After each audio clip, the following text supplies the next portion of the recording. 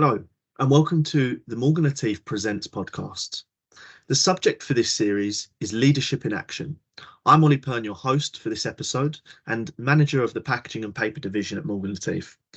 On this episode, I had the pleasure of speaking with Georg Kasperkovitz, president for EMEAA at MCC Label, former CEO of Mondi consumer division, as well as an ex-partner at McKinsey for over 12 years. Georg is someone I've had in my network now for some time, and it was an absolute pleasure to invite him and welcome him into having this in-depth discussion around leadership, his philosophy on the matter, and also to share some personal experiences too. He goes into detail to explain who/what impacted his leadership style the most, and also offers some advice to young aspiring leaders with upcoming challenges that they've got in the coming years, particularly given the current market and economic conditions. I hope you will find this a valuable insight, not just to Georg himself, but also the positive and negative effects of good and bad leadership spread across different industry verticals. So without any further ado, let's get into it. Hey Georg, thank you for joining me today. I really appreciate it. Listen, we're obviously here today speaking about our podcast around leadership and leadership in action. So thank you first and foremost for joining us. Really appreciate the time. Of course, I know about you and your background. Of course, we've spoken quite a few times before, but a number of the listeners won't. So it'd be amazing if you could just give an introduction, and set the scene in terms of your background and linking that into leadership, I suppose. Thank you for the invitation. Nice to speak again to you. My name is Georg Kasperkovitz. I'm president EMEAA of MCC Label. MCC Label, Multicolor Corporation, is a leading supplier for labels for the packaging industries. My accountability as president EMEAA are the regions Europe, Asia, Africa, and Australia, New Zealand. Perfect. And Georg, I said, you know, the name of this podcast that we're running within Morgan Latif is Leadership in Action. So I suppose, you know, you're obviously someone who's been very well travelled. You've been able and been very fortunate, I should say, to work in some of the, market leading global players in the industry segments that you've served during your career thus far. So you've obviously, of course, I assume, been able to work with some incredible people. So the first question I have is who or what most impacted your leadership style, and why would you say that? I mean, if you think about what impacted my professional life and my leadership style, I would say, first of all, in terms of education, it was my time in Harvard Business School. Right? I mean, interesting professors, very interesting colleagues, over 2 years, 1,000 case studies, where you really get into discussing detailed problems, also including the leadership aspects. I think then you have seen a lot, at least in theory, yeah. But that gives you a good foundation. I spent 12 years with McKinsey, yeah, working up from an associate all the way up to partner. I was 6 years as a partner, worked in 3 continents as a consultant. As a consultant, you serve multiple clients. I think also there you see and interact with a lot of different leaders, yeah, and I mean that also shapes you.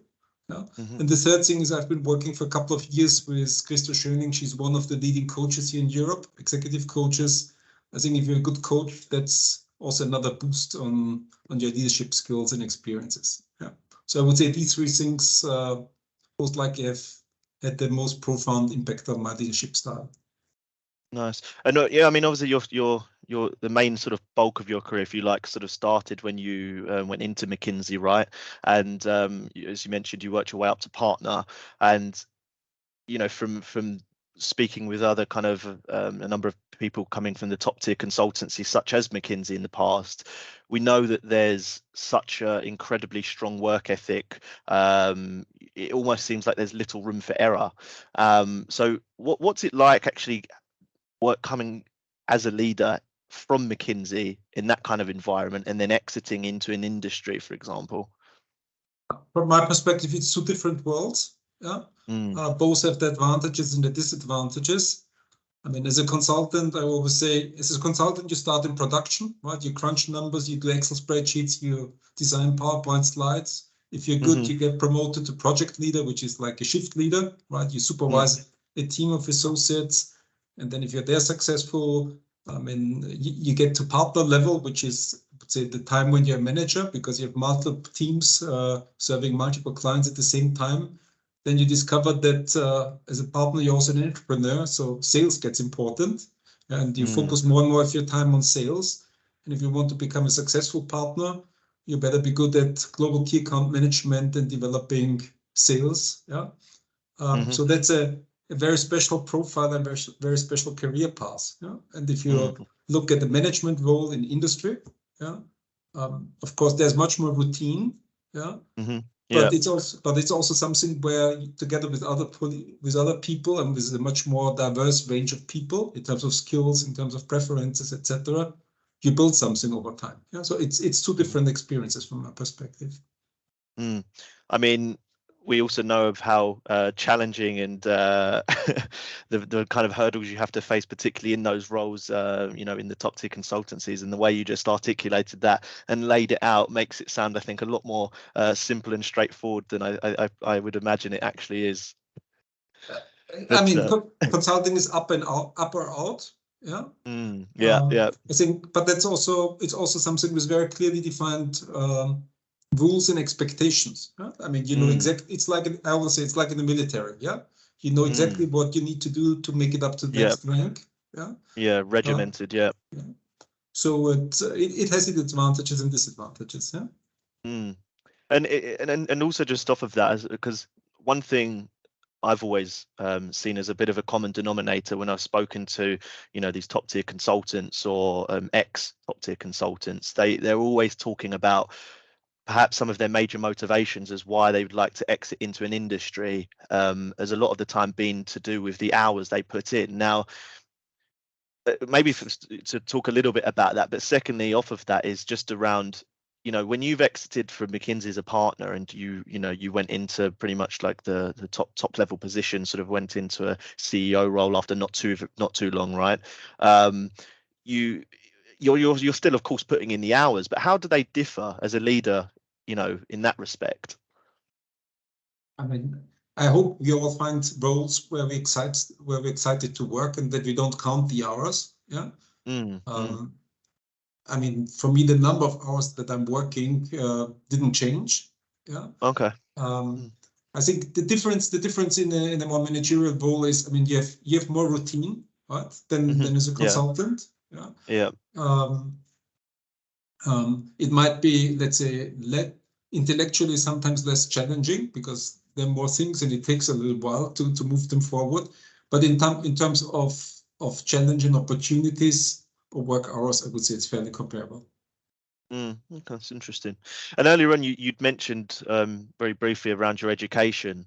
So you've obviously earned your PhD in mechanical engineering and also studied business administration in Boston. So if you were to start all over again, what education would you pursue today? I think, first of all, I mean, whatever we do, I think it should fit, let's say, also with our personality profiles and our individual curiosities. So I like numbers, I like analytics, I like facts, I like logic, I like mathematics. Yeah. So I mean, that's all a good fit with mechanical engineering. But nowadays, I would, if I would start all over again, I would do data science. Yeah, a combination between applied mathematics and programming and coding. Yeah. I mean, the way the world is evolving, I think the capability to analyze big data, to recognize patterns, to get into predictive forecasting and good fact-based decision making, and to use IT to automate part of it. That's something I would find super exciting. Yeah.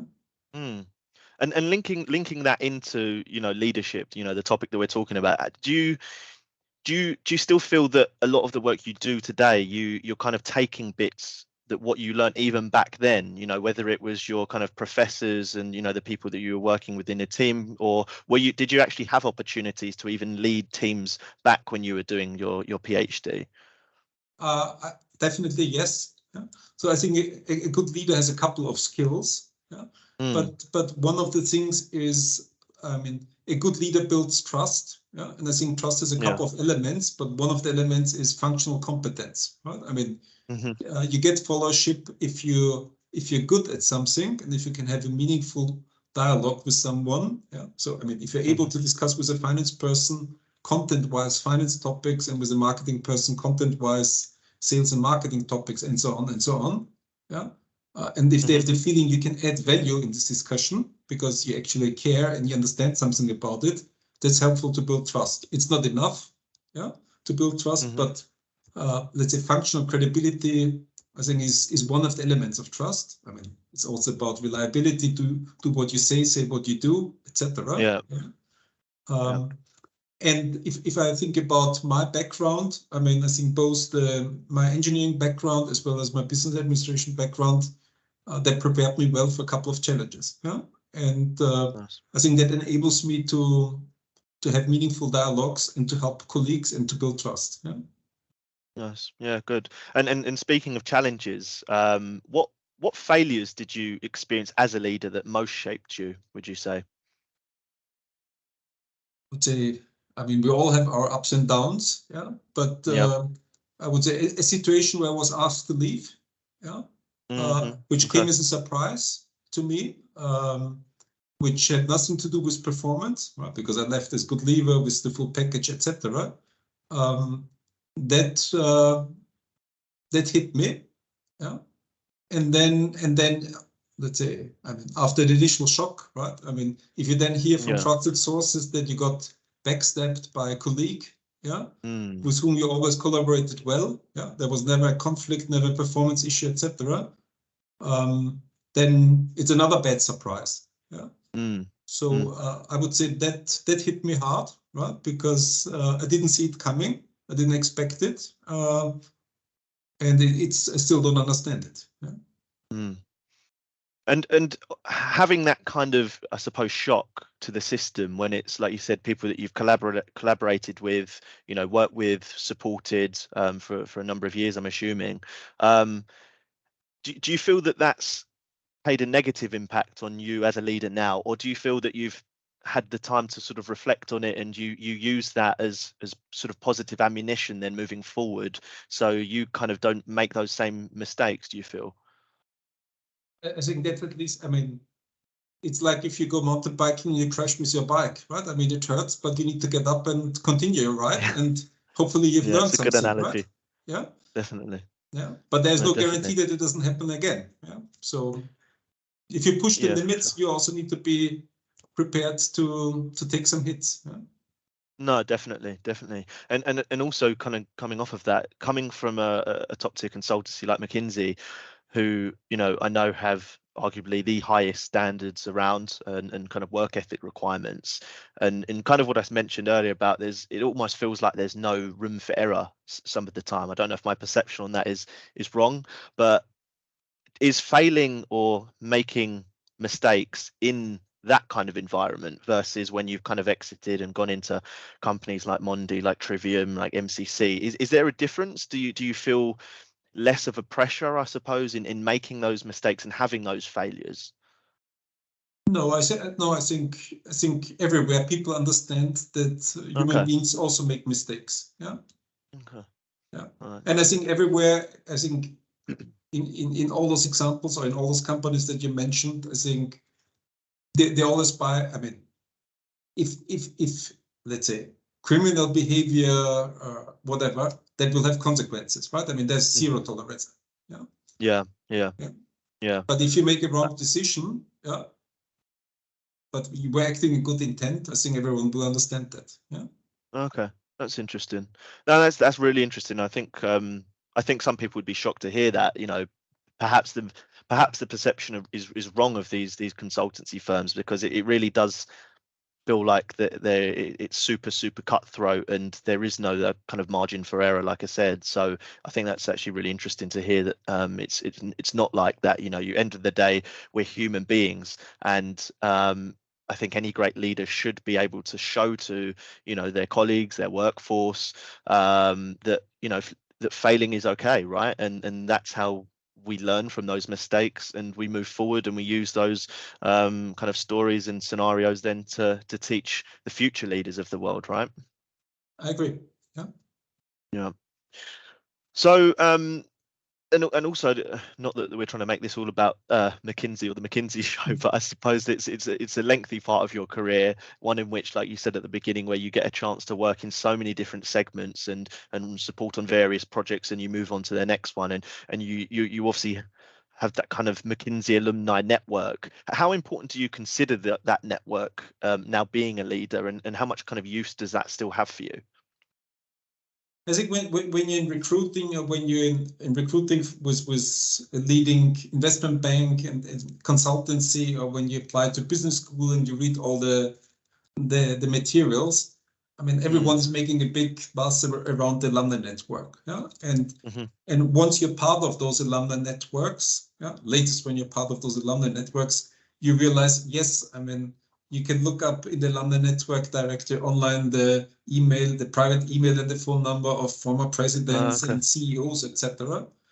But that doesn't really help you something, right? Because I mean, it's not that you then look up the number, you call them, and whoops, you make a big sale, or you get the super fancy job, etc. So it doesn't work like that. Yeah?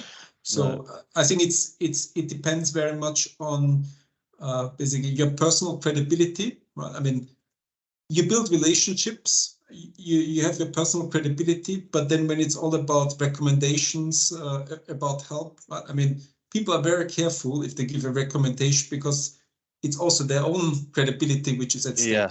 Yeah. So and network is something I think that you need to build over time, right? It's something where you help other people, where you collaborate with other people so that they really start to appreciate you and trust you. Yeah. And this opens up opportunities, but it's nothing where you join leading consultancy for 2 years, you're part of the London network, and then basically your career for the next 20 years is all set because you just look up something and you sell something or you buy something at lower prices. It doesn't work like that. Yeah. So I think overall these networks are a little bit over-marketed. Yeah. That's interesting. I think you mentioned at the beginning there how for example, like recruitments, it could be of some value, but then it comes down to the credibility of when someone's being recommended to you. That can also obviously play a part in the credibility. But when you as a leader are looking for talent and looking to strengthen your own team, what is it that you look for now? You know, a lot of experience of being a leader. Has it changed, and what is it that you actually look for? I mean, what I'm looking for are 3 things, right? One is grit, one is brain, and one are values, right? So the first thing is I want to be sure that the person that basically that joins the team is really committed to get things done and has, let's say, a track record or hard evidence for persistency and pushing through, right? So because there are always unforeseen challenges, etc. Yeah. The second thing is, I mean, obviously we all, at least I, enjoy smart people. Ideally, they are smarter and faster in thinking than I am, right? I mean, that's what I'm really looking for. Yeah. And I mean, grit and brain without values gets also a bit dangerous, right? So at least in the long term, but I mean, I also want to be sure that it's someone with, let's say, compatible values. Yeah. These 3 things, I think, are for me personally more important than super deep functional expertise in an area, etc., because we all work together, we learn from each other, we solve problems together. Of course, it's good if different people bring different capabilities, skills to the table. Yeah. But for me, it's these three intrinsics, or these 3 characteristics that make really interesting colleagues. Yeah. So when recruiting, let's say, while I was within consulting, and I mean, then you see basically who makes it over the years, right? If you do recruiting for 10 years, I mean, you see so many people in the interview process, and then being successful for a while or making up all the partner level. I mean, if people come from, I would say, disadvantaged background, right? I mean, the parents did not have that much money, or they're immigrants, or I mean, there are many examples. Usually those people push harder. Yeah, they fight harder. They have more resistance. Yeah.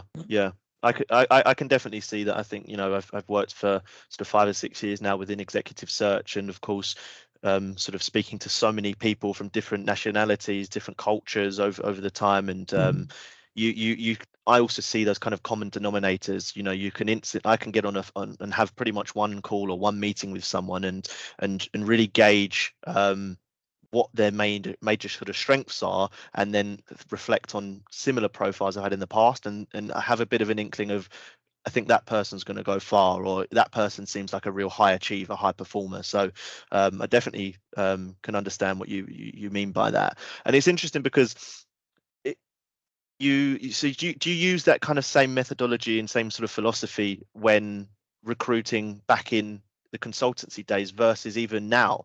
You think it's that same sort of mentality applies, do you think? Yes. No matter what the role is and no matter what the company. Okay. I would say I mean, this thinking was a bit shaped and reinforced while I was recruiting as a consultant and leading the recruiting practice for a while. Yeah? I mean, after a while you see that, let's say, a degree from a famous university, an internship with a prestigious company, etc. These are all cool things on CVs. Yeah. But there's some people that are lucky because their parents have the financial funds. They went to the right school. They had the right parents, had the right connections, etc. Right? So a cool CV is helpful. Yeah, but you need to look behind that. Yeah. And for you then, I mean, you've obviously worked incredibly hard throughout your career, working your way up the ladder and achieving some incredible goals and overachieving on targets beyond belief, I know. Where did that kind of drive come from for you? You know, in terms of, we're talking way back in terms of your background, what shaped you to become the leader that you are and achieve great things? Well, my brother and I, we come from a family where I think for 3 or 4 generations, everyone was either a university professor or in the army, an officer. Okay. Yeah. And I think as kids, my brother and I, we decided, and of course then also the friends of our parents, etc., were, let's say, from that environment. Right? And I think at the age of 10 or 12, whatever, my brother and I, we decided we want to do something different, something more adventurous. Yeah? And that's why I embarked in different ways. Yeah.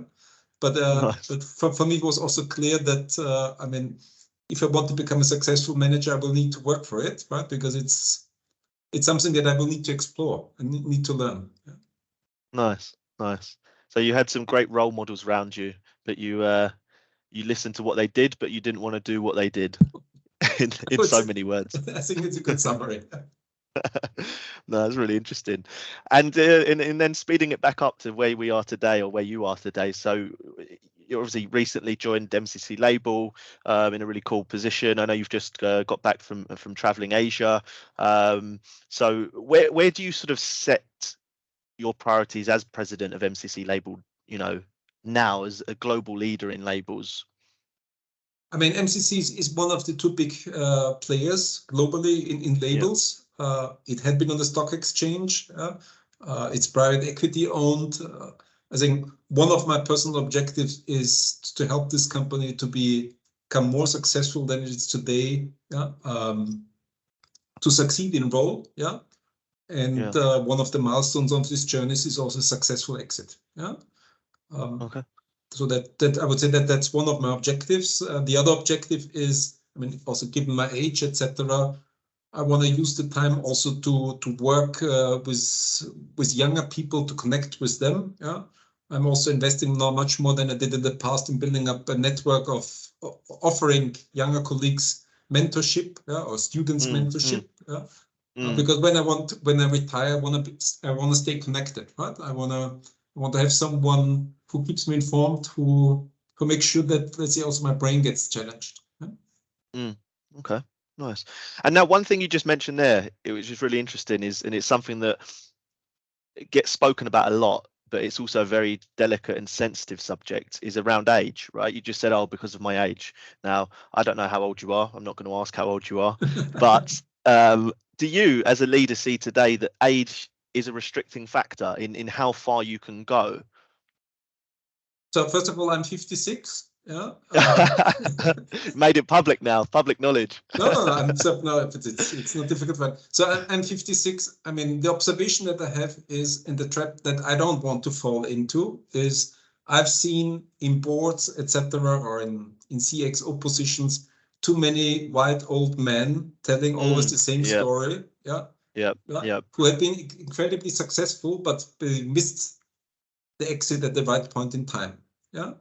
So I want to avoid that trap. So I mean, I've sworn to myself and to my family, latest at 65, there needs to be hard cut. And hard cut means no supervisory board roles anymore, no advisories for private equities. There's a point in time when I think you should stop. And do something else. So is 65 the right age? I don't know. Maybe if you're mentally fit, you can stretch it to 70. Some people most likely should stop at 50. But I think there's a time when you have exceeded your peak performance. And when all your decisions and all your thinking is just about thinking about references, I've seen that before. This is the way how we need to do it. When you stop to take the time to analyze the situation and to think through it, and to form an opinion, when it becomes okay, I've seen that 3 times. This is the way how to do it. Boom, move on. I think then you get closer to the point where you should stop. I mean, a couple of things there. I think first of all, health is of course the most important thing. I think there's unfortunately a lot of people that fall into the trap of almost like a cycle actually of they in these incredibly painstaking positions where they're working ridiculous hours, the stress is incredible, and they complete one project or they exit, and then it's like they're moving on to the next one. I think that's a lot of what I gauge consultancies like, because you're finishing the project and then you're straight on to the next one, rather than really being able to enjoy the rewards of it, and the results. I think so many people burn out. It's something that we've actually covered in the past with a few people, the topic of burnout and how critical that is. And thankfully nowadays it's a lot more spoken about.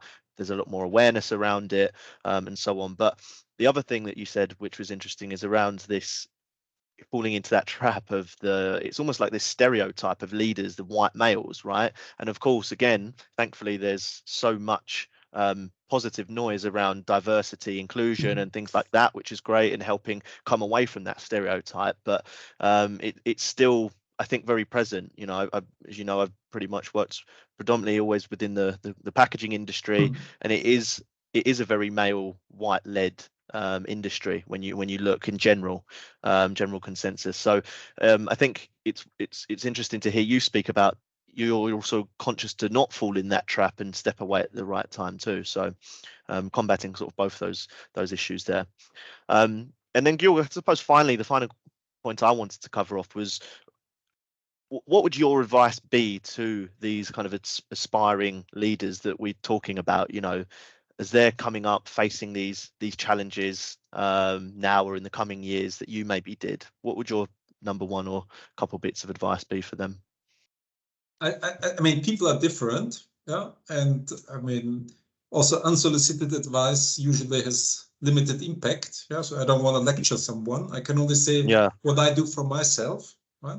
So I'm a big believer. First of all, I like to work, and if I don't pay attention, I work too many hours and compromise on the other things too much. But I really believe it's about, let's say, at least for me, it's about finding the balance, right? So on one side, you want to have, let's say, work that excites you, that you like to do, that gets you into the flow, that makes you exciting.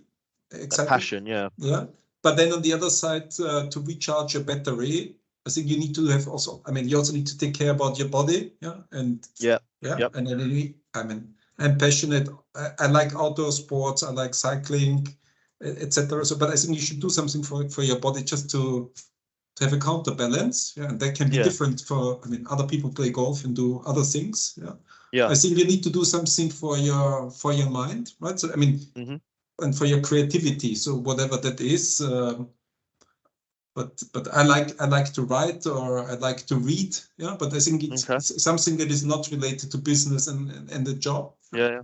And the third thing is, I think it's all about also relationships and with friends and family, which are not in the context of business and making the collaboration more effective, which are just because you like them. Yeah. So I mean, if you ask me for advice, what I would do, I think paying attention to this balance is super important. Yeah, any kind of model that, okay, now I work extremely hard for 5 years because then I can retire, or then I'm partner, or then I'm CXO. Then I work now hard, and then I start to live. I don't think that's going to work. No. And that's where the burnout and things like that would come into it for sure, I can imagine. And you mentioned there about things for also doing for your mind. We speak to a lot of different leaders who quite particular. A common one that comes up is sort of like meditation, yoga. Is a little insight to your life for the listeners, Georg. Do you ever do anything like that? Are you into meditation at all? Or of course I do. Yeah. And I mean, as a technical guy, that goes back to my DNA. I mean, I'm doing these type of things with electronic gadgets, right? So that you can track and trace progress and get more benefit per minute or per 20 minutes. But I do roughly 20 minutes 5 times a week. Yeah. Nice. And when do you sort of see the right time to do it?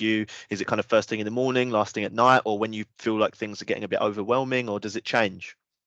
For me, it's at the end of the day, before I go to bed.